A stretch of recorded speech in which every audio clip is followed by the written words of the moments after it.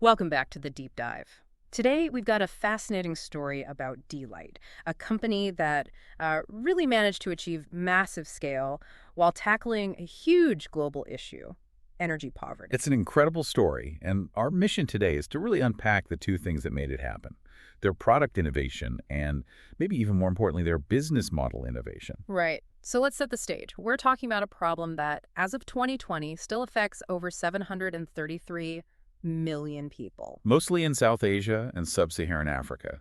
And this isn't just an inconvenience. I mean, a lack of electricity holds back everything: education, health, any kind of economic opportunity. And these communities were, and many still are, trapped in this awful dependency on kerosene lamps. We know the light is terrible, but what's the actual day-to-day burden of that? It's what some analysts call the poverty penalty.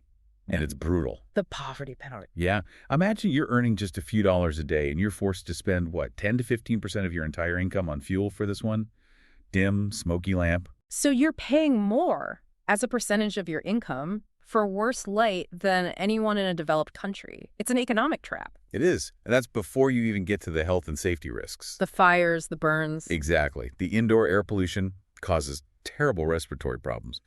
And the sources point to this one key moment for d.light's co-founder, Sam Goldman. He was in Benin, and he saw a child who had been severely burned because a kerosene lamp had tipped over. And that just, it crystallized the entire mission for him. You can see why. It moves it from a business challenge to a moral one. So he and Ned Tuzin founded d.light in 2007, not just to build a better lamp, but to completely replace kerosene. And to do it with a model that was financially sustainable. No endless subsidies.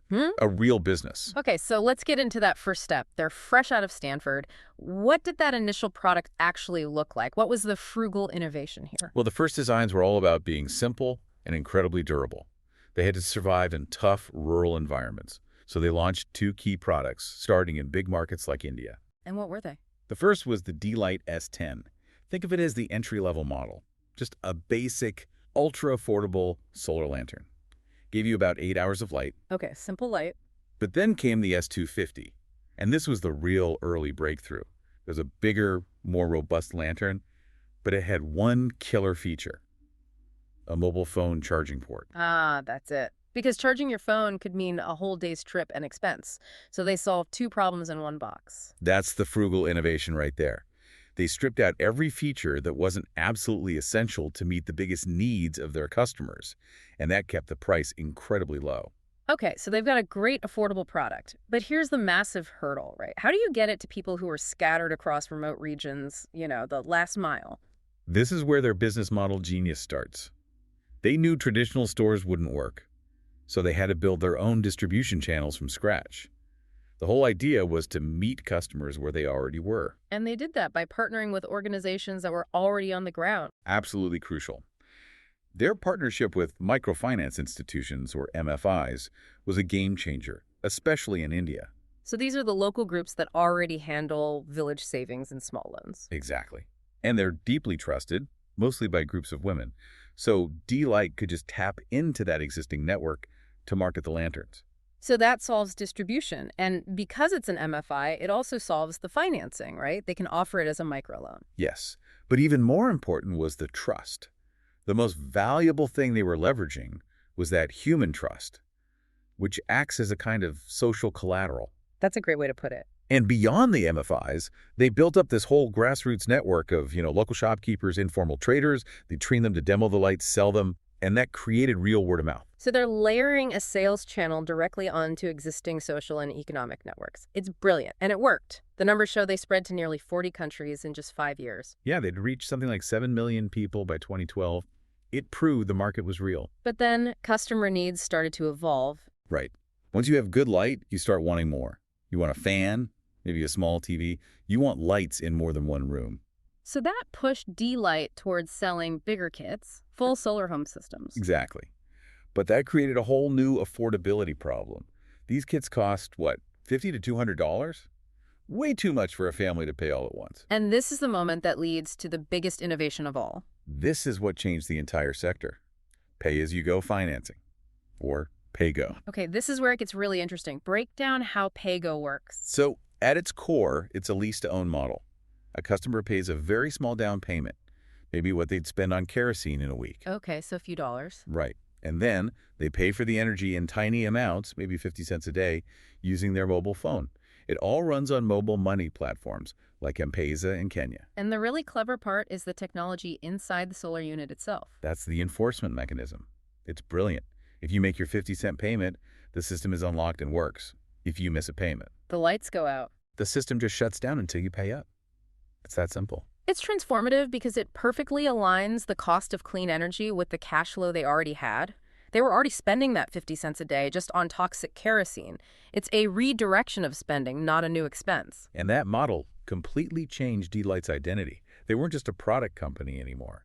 They were now, for all intents and purposes, a consumer finance company. A huge shift. The sources say that by 2019, almost 70% of their revenue came from pay-go products. But wait, managing millions of tiny loans across all these remote areas? It sounds incredibly risky. How on earth did they keep default rates down? You'd think so, but they proved that low-income customers are actually very reliable when the product is essential. Their default rate was consistently under 5%. 5% is amazing. So the embedded tech basically handles the risk. It does. The collateral is the service itself. And operationally, mobile money makes collection almost free. No one has to go door to door. The data they collected also gave them, for the first time, credit histories for millions of people who were previously unbanked. So this data-driven model really took off where mobile money was strongest, sub-Saharan Africa. Kenya, especially. The high adoption of M-Pesa made it the perfect place to scale PayGo. But what's also interesting is how they adapted elsewhere. In India, for example, the government was expanding the grid. So people were getting connected. Yes, but the power was unreliable, frequent blackouts. So d.light pivoted.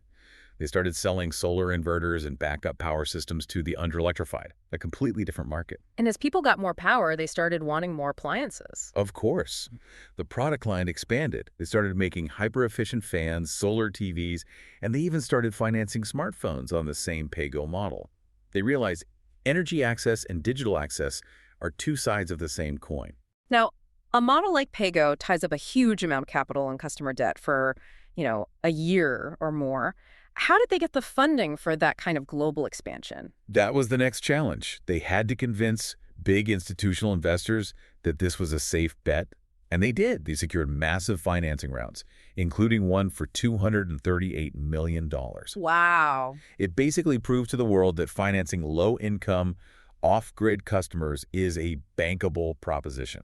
So let's talk about the final scale here, because the numbers are just staggering. What's the impact they've had? It's profound. They're in over 70 countries now, and by 2023, they'd improved the lives of over 175 million people. 175 million. It's hard to even picture that. That's a huge country's worth of people. And think of the direct benefits. Kids can study at night. Families are saving money they used to burn on kerosene.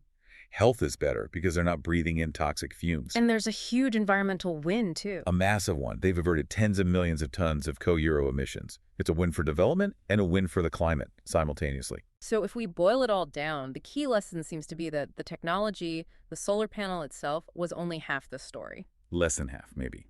The real breakthrough was the business model. Creating that last-mile distribution and then cracking the code with PayGo, that's what unlocked the scale. And their ability to keep adapting. Shifting from off-grid to backup power in India shows they were always listening to their customers. It proves that you can have massive social impact and be a commercially sustainable, profitable company. The two can actually fuel each other. They didn't just sell a product, they built a system of distributed consumer finance around a social good. That's a powerful template. It really is. So that leaves a really interesting question for you to think about.